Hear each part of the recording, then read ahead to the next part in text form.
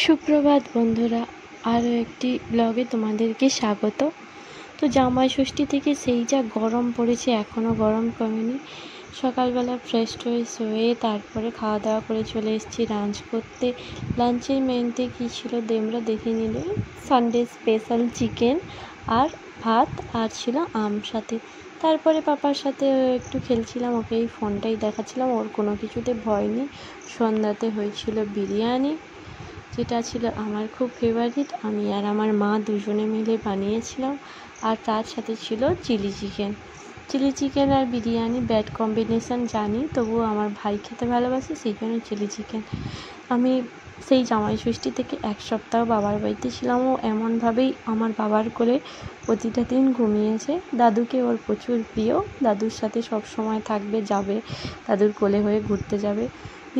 ছোট্ট ভিডিওটা কেমন লাগলো অবশ্যই জানিও, ভালো লাগলে একটা শেয়ার করো। টাটা, ভালো থেকো।